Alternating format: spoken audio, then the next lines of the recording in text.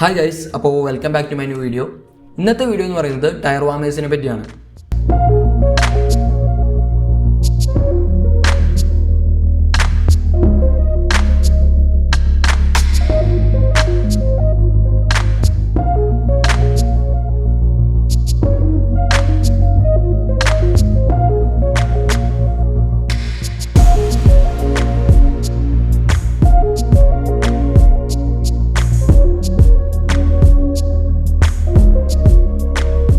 അപ്പോൾ നമുക്ക് നേരെ വീഡിയോയിലേക്ക് കടക്കാം.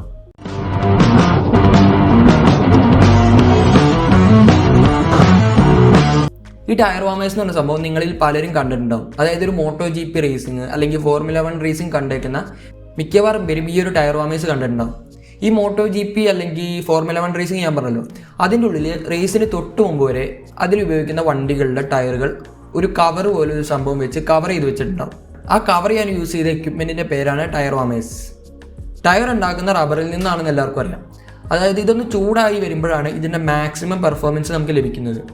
അപ്പോൾ സാധാരണ നമ്മൾ റോഡിലൊക്കെ വണ്ടി ഓടിക്കുന്ന സമയത്ത് ഈ ടയർ വാമേഴ്സ് യൂസ് ചെയ്യുന്നില്ല.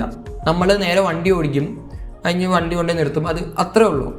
അപ്പോൾ നമ്മൾ അങ്ങനെ ഓടിക്കുന്ന സമയത്തുള്ള പ്രശ്നം എന്താണെന്ന് വെച്ച് കഴിഞ്ഞാൽ, നമ്മുടെ ഇപ്പോൾ ഇന്ത്യയിലത്തെ ഇൻസ്റ്റൻസ് എടുത്ത് നോക്കുകയാണെങ്കിൽ ഇന്ത്യയിൽ റൈറ്റ് സൈഡ് കോർണേഴ്സ് കൂടുതലായിരിക്കും, ലെഫ്റ്റ് സൈഡിലായിട്ട് അത്രയും കോർണേഴ്സ് വരുന്നില്ല.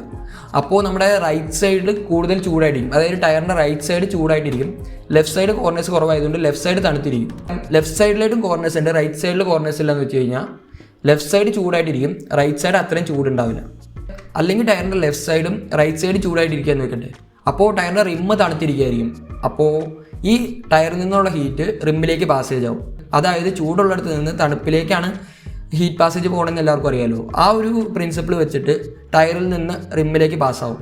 അപ്പോൾ ഇതൊരു അൺഈവൻ ഹീറ്റിംഗ് കൊണ്ടാണ് സംഭവിക്കുന്നത്. അതായത് ഈ ടയറിൻ്റെ ടെമ്പറേച്ചർ അല്ല റിമ്മിന്, അതുകൊണ്ടൊക്കെയാണ് ഇത് സംഭവിക്കുന്നത്. ഇത് ഒഴിവാക്കാൻ വേണ്ടിയാണ് ടയർ വാമേഴ്സ് യൂസ് ചെയ്യുന്നത്.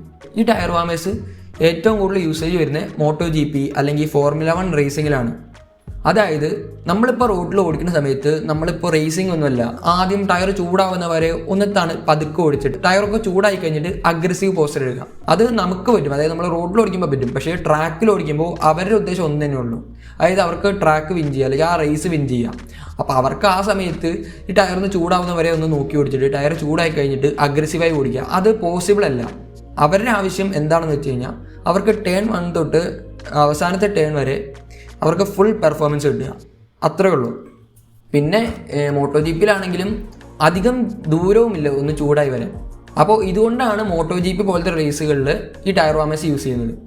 അപ്പോൾ ഈ ടയർ വാമേഴ്സ് യൂസ് ചെയ്യുമ്പോൾ ഈ ടയറും അതുപോലെ തന്നെ റിമ്മും ഒരുപോലെ ചൂടാവും. അപ്പോൾ ഇത് ഒരുപോലെ ചൂടാവുമ്പോൾ തന്നെ ഇവർക്ക് ഫുൾ പെർഫോമൻസ് ആ ടയറിൽ നിന്ന് ലഭിക്കും. അവരുടെ മോട്ടോ GPയിൽ അവർക്ക് ആ റേസ് വിൻ ചെയ്യാനുള്ള ചാൻസ് കൂടുതലാണ്.